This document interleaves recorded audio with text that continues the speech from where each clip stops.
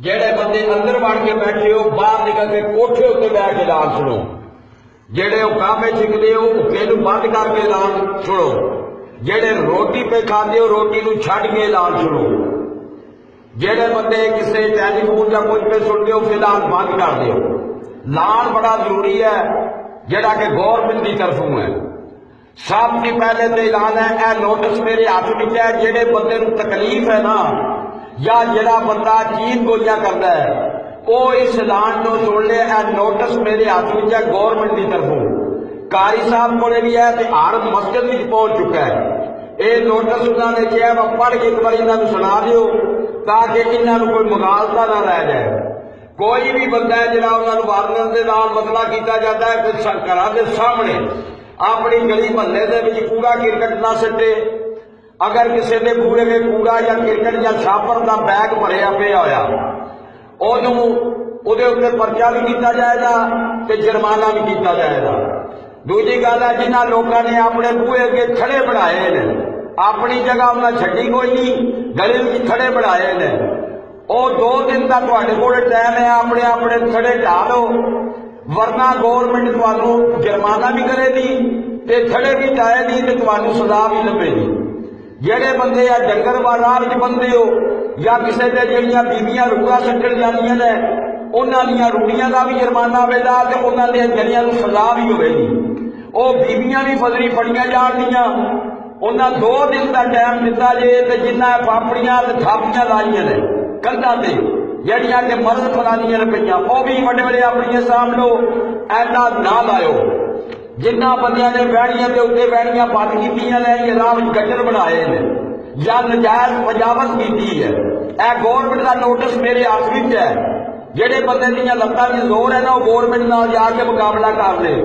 किसी बंदे ने आख्या गौरमेंट के कोल 1-1 मिनट की रिपोर्ट है हर पिंड की क्योंकि पटवारी उन्होंने कोले बैठे ने कानून को उन्होंने कोले बैठे कंप्यूटर उन्होंने कोले मौजूद है उन्हें माफी नहीं देनी।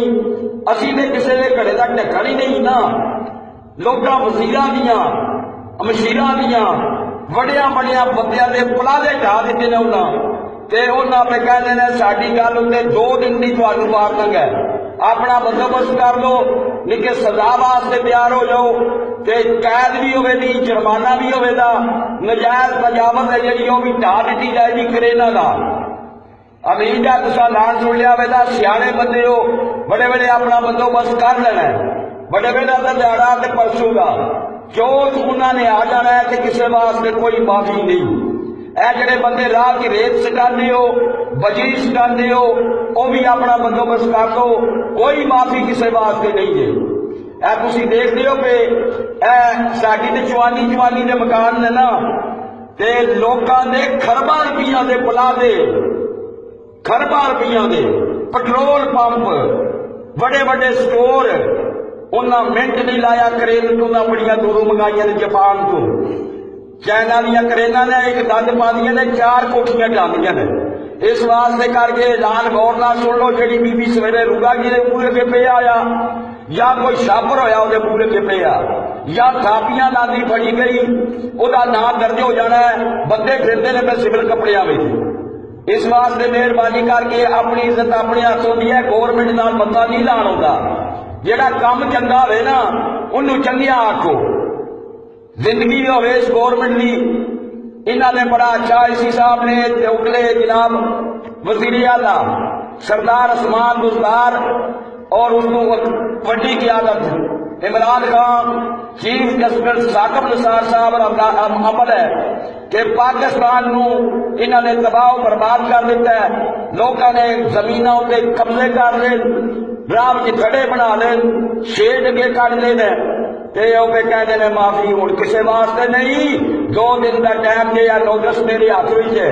जिस बंदे को कोई शक हो कारी साहब को नोटिस भेज हर मस्जिद में नोटिस पहुंच चुके हैं। अपनी इज्जत अपने हाथ से गौरमेंट दिन का टाइम दे अपने अपने छड़े अपने अपनी जी तजावत की उठा लो वरना करेना पै जानी।